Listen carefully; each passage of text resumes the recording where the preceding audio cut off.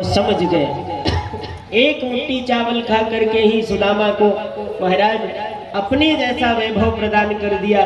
दूसरी मुट्ठी खाने वाले थे कि रुक्मणी जी ने हाथ पकड़ लिया। ठाकुर जी ने कहा ले जाओ, इसमें थोड़ा और चावल मिलवा करके एक एक दाने सबको गारी पूछ ली। कछु अपने बारे में भी बता, तेरो विवाह भयो कि ना भयो। कन्हैया बोले अब हमारे विवाहन के बारे में मत पूछो। मैं क्यों? अरे जब आप यही हो तो हम परिचय करा देते। ठाकुर जी ने रुक्मणी से कहा जाओ प्रणाम करो। रुक्मणी जी ने प्रणाम किया तो सुदामा बोले कौन कौन आ गई, थोड़ा परिचय तो करा। ठाकुर जी बोले यही है हमारी वही घरवाली। अच्छा, सौभाग्यवती भव, पति प्रिया भव, पति स्नेहा भव। सुदामा जी ने आशीर्वाद की झड़ी लगा दी महाराज। अब रुक्मणी जी गई तो इतने में सत्यभामा जी, महाराज जी प्रणाम। सुदामा बोले जी कौन है? कन्हैया बोले ये भी बेई है। अच्छा, दो दो विवाह कर रहा है भैया तेरी लीला। सौभाग्यवती भव, पति प्रिया भव, पति स्नेहा भव। आशीर्वाद दिया तो कालिंदी जी आ गई। महाराज जी प्रणाम। सुदामा जी बोले पड़ोसन को भी बुला ली। जी कौन है? कन्हैया बोले प्रश्न मत करो, या समय जो भी आमे सब बेई है। तो भैया कितनी है? कन्हैया बोले जिन तो जइयो आशीर्वाद दे तो जइयो। सुदामा जी बोले मित्रता की बात है, थोड़ा पोजीशन नहीं करनी। हाँ मैं सबन को हम आशीर्वाद देगा। सुदामा जी ने सोचा देखो राजा महाराजा है और राजाओं को संबंध अच्छे रखने के लिए भी कई बार विवाह करने पड़ते। 200-300 होंगे, कोई बात नहीं। अब जैसे 8 पटरानियां आशीर्वाद लेके गई तो 16,100 की लाइन लग गई। और सुदामा जी होश के देख लेती कि वो चैनपुरी तक लाइन लगी हुई है। और सुदामा जी ने देखा अब 3 आशीर्वाद से काम चलेगा नहीं। तो सुदामा जी किसी को कहते पतिव्रता, किसी को कहते भाव, किसी को कहते पति स्नेहा, किसी को कहते भव। और लास्ट में सुदामा जी ने एक बार और होश के देखा सो बोले अब भी काम नहीं चलेगा तो फिर पति प्रिया भव भव भव भव।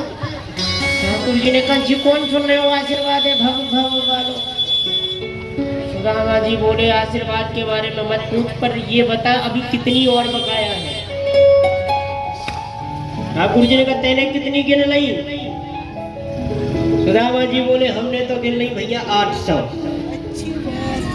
ठाकुर जी मुस्कुरा के बोले अवई आधे की आधे की आधे की आधी उनाए भाई।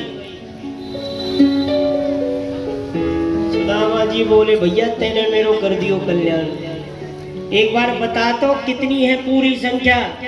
कन्हैया मुस्कुरा के बोले मात्र 16,108। सुदामा जी बोले वाह भैया वाह लाला, सुशीला को चिट्ठी लिख दे पहले फिर आशीर्वाद देंगे समझ। ठाकुर जी बड़ा मुस्कुरा। सुदामा जी ने बुद्धि का गाली। ठाकुर जी ने सुदामा जी बोले ए लाला ये है तेरी अर्धांगिनी और तू है इनको अर्धांग, तो तू आके हमें प्रणाम कर ले, हम तो आशीर्वाद दे दे तो इन सबन को भी आशीर्वाद लग जाएगा। ठाकुर जी ने कहा ये अच्छा रहा। और ठाकुर जी ने आके चरणों में प्रणाम किया सुदामा के, तो सुदामा ने अपनी बाहों में भर लिया। ठाकुर जी प्यारे, इतना प्यार और इतना स्नेह तू ही दे सकता है। और 2-4 दिन सुदामा जी रहे। सुदामा जी एक दिन सुबह उठे, तैयार होकर के बोले भैया लाला अब चलेंगे, बच्चे राह देख रहे होंगे, सुशीला प्रतीक्षा कर रही होगी। सुदामा जी ठाकुर जी ने कहा कि कुछ दिन और रह जाते। बोले ना। ठाकुर जी बोले चलो तो मैं तुम्हें छोड़ने चलता हूँ। के तक आए तो सुदामा जी विचार कर रहे हैं देखो कितने दयालु है ये। लोग कहते थे कि सुदामा मांगने गया है, पर अच्छा हुआ कि कृष्ण ने मुझे कुछ नहीं दिया। क्यों? कृष्ण इतना दयालु है कि जानते हैं कि ये जो ब्राह्मण है सदैव का भूखा ब्राह्मण है, यदि इसे संपत्ति दे दी तो संपत्ति पाकर के ये मुझे भूल जाएगा और मेरा भजन नहीं करेगा। इसीलिए तो ठाकुर जी ने मुझे कुछ भी दिया नहीं। इस कथा से आप हम सबको यही सीखना है, जो चीज आपको हमको नहीं मिली ना उसके लिए रो मत। ये सोचो कि निश्चित ही वो वस्तु हमारे लिए हानिकारक थी, इसीलिए ठाकुर जी ने हमको नहीं दिया। अधनोयं धनम प्राप्य मातन चरणमास्मरे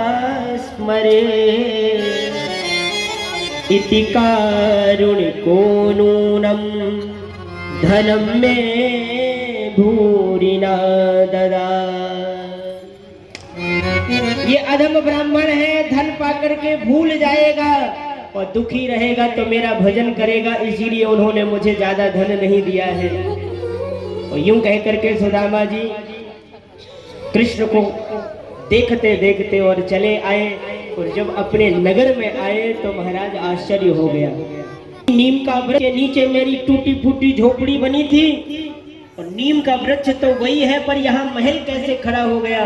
और महाराज सुदामा जी आश्चर्यचकित हो गए, हे राम ये महल कैसे बन गया।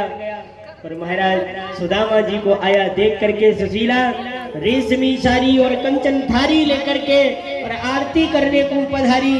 तो सुदामा जी ने कहा, देवी ये सब महल और ये कंचन थारी और ये रेशम साड़ी ये कैसे। तब बताया सुशीला ने कि प्रभु ये सब आपके मित्र का कमाल है, आप वहाँ थे पर वो यहाँ थे, और उन्होंने यहाँ आकर के मेरा ही घर नहीं अपितु पूरे गांव का घर एक जैसा बना दिया। पर आपको ये सीखना, सुशीला ने अपना घर बनाने से पहले अपने पड़ोसियों का घर बनवाया है ठाकुर जी से। मेरी माताओं और मेरे भाइयों, एक दिन सबको मरना है, कोई यहाँ अमर होकर के नहीं आया है। पर महाराज फर्क इतना है कि यदि आपका आपके पड़ोसियों के साथ व्यवहार अच्छा रहेगा, सबसे प्रेम मिलाप रहेगा, तो निश्चित ही जब आप जाओगे तो मोहल्ले का एक एक आदमी आपके लिए रोएगा। और वरना तो महाराज कोरोना काल में कितने लोग जा ही चुके हैं, हमारी क्या मजाक।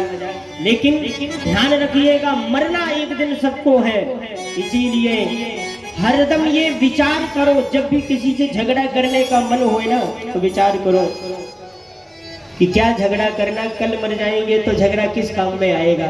इसलिए वो यदि बड़ा बन रहा है तुमको डांट करके, तो तुम ही कह दो भैया ठीक है, अच्छी बात है, कोई बात नहीं, राधे राधे बोलो और चाहे जहाँ डोलो। बोलो वृंदावन बिहारी लाल की। और इस प्रकार से सुंदर सुदामा जी की चर्चा हम लोगों ने श्रवण किया। आइए हम समापन की कुछ कथा श्रवण करके और आज भागवत कथा को विश्राम दें।